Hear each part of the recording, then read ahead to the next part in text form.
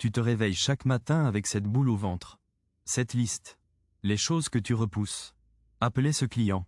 Commencer ce projet. Régler ce conflit. Tu te dis que c'est normal, que c'est parce que c'est difficile. Que quand tu auras plus d'énergie, plus de courage, plus de temps. Tu t'y mettras. Tu te mens. Et aujourd'hui, on va démonter ce mensonge millénaire. À la fin de cette vidéo, tu vas voir cette boule au ventre pour ce qu'elle est vraiment. Tu ne la subiras plus. Tu sauras exactement comment transformer l'anxiété paralysante en une simple action. Et tout commence avec un homme qui écrivait, la nuit, tandis qu'un tyran dormait à quelques centaines de mètres. Imagine la scène. Rome, 3 heures du matin. La ville qui a inventé l'excès ronfle, ivre de vin et de pouvoir. Dans une villa, un seul homme est éveillé. La lumière d'une lampe à huile danse sur les parchemins. C'est Sénèque. Il est l'homme le plus riche de l'Empire. Le précepteur de Néron. L'homme dont un mot peut faire tomber des têtes ou élever des fortunes. Il a tout. Et il est terrifié. Chaque nuit est la même. Il attend. Il attend le bruit des sandales dans le couloir. Le coup à la porte. L'ordre d'un empereur de plus en plus fou qui un jour, il le sait, se retournera contre lui. Son pouvoir est un château de sable au bord d'un tsunami. Alors il écrit. Il écrit à son ami Lucilius. Il ne parle pas de politique, de gloire, de richesse. Il parle de ça. De cette faiblesse intime. De cette peur qui précède l'action. Et il crache sur le parchemin cette phrase qui traverse les siècles pour te trouver, toi, devant ton écran, ce n'est pas parce que les choses sont difficiles que nous n'osons pas. C'est parce que nous n'osons pas qu'elles sont difficiles. Décryptons. Mot à mot. Ce n'est pas parce que les choses sont difficiles. Il commence par renverser la causalité populaire. Le sens commun dit, l'obstacle est grand, donc j'ai peur. Sénèque dit, non. Arrête. Regarde mieux. Que nous n'osons pas. L'inaction. Le recul. Je vais le faire demain. Ce n'est pas la conséquence. C'est le point de départ. Et là, il assène le coup de massue. C'est parce que nous n'osons pas qu'elles sont difficiles. La difficulté n'est pas une propriété de la chose. C'est une ombre projetée par ton refus d'agir. Cette conversation que tu redoutes? Elle n'est pas objectivement dure. C'est ton attente, ton scénario catastrophe, les heures passées à la ruminer qui lui donnent ce poids monstrueux. La tâche ne te fait pas peur.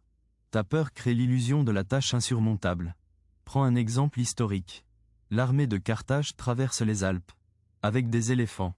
Au milieu de l'hiver. Hannibal regarde ces montagnes, ces parois de glace, ces cols impraticables. Ses généraux lui disent « C'est impossible.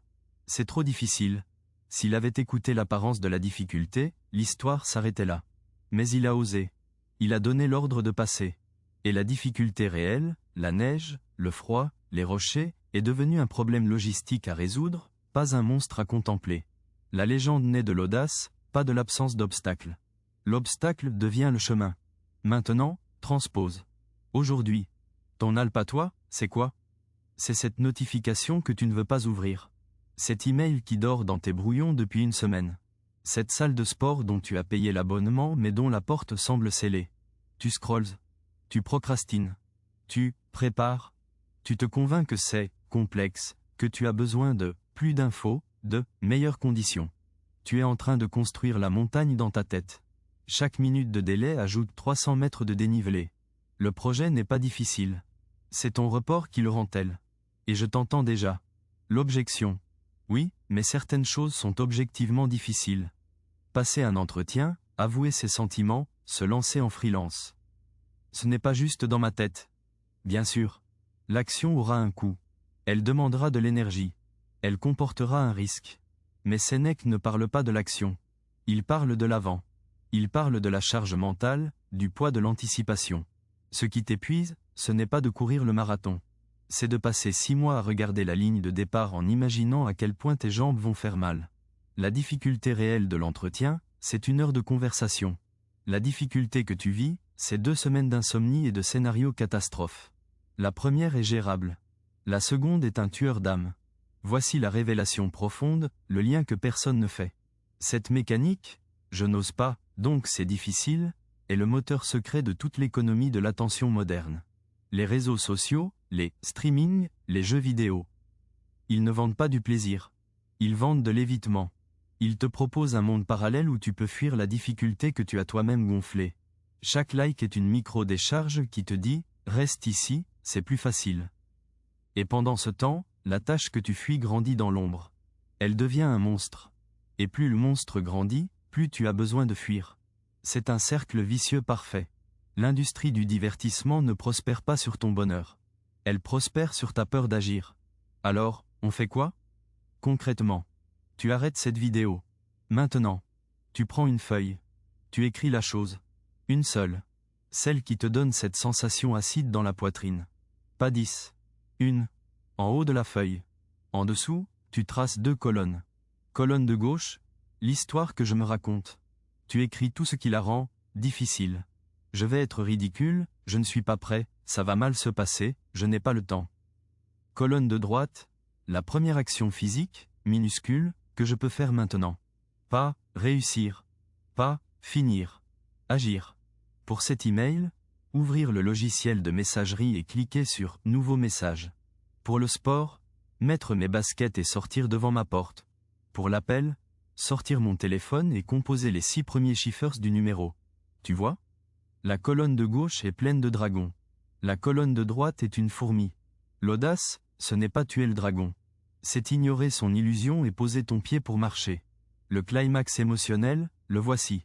Sénèque a fini par être confronté à sa propre peur. Néron lui a finalement envoyé l'ordre. Pas des soldats dans la nuit. Un message plus cruel. Tu es condamné à mort. Tu as le choix de la méthode. L'homme qui avait tout, l'homme qui écrivait sur la peur, est face à la difficulté ultime. Que fait-il? Il n'attend pas. Il n'agonise pas pendant des jours. Il rassemble sa famille. Il discute philosophie. Puis il ouvre ses veines dans un bain chaud. Il parle calmement jusqu'au bout. Il a transformé l'événement le plus difficile, sa propre mort imposée, en un acte de volonté. Il a osé mourir de son propre chef, avant que la peur ne le paralyse. La difficulté était dans l'attente de l'ordre. L'ordre venu, il n'y avait plus qu'une action à accomplir. Avec un courage terrible. Tu ne te réveilleras plus avec cette boule au ventre. Parce que tu sauras qu'elle n'est pas le signe d'une tâche difficile, mais le symptôme de ton inaction. La prochaine fois que tu la sentiras, tu souriras. Tu reconnaîtras le vieux piège. Et au lieu de scroller pour l'étourdir, tu feras la seule chose qui la fasse disparaître. Tu poseras le premier geste. Le plus insignifiant soit-il. Tu briseras le sortilège. La montagne redeviendra une pente. Le dragon redeviendra une ombre. La question n'est pas « est-ce que c'est difficile ?» La question est « qu'est-ce que tu ne fais pas, en ce moment même, qui donne à cette chose tout son pouvoir sur toi ?» La réponse est dans tes mains. Et l'action pour la désamorcer est à 3 secondes de toi.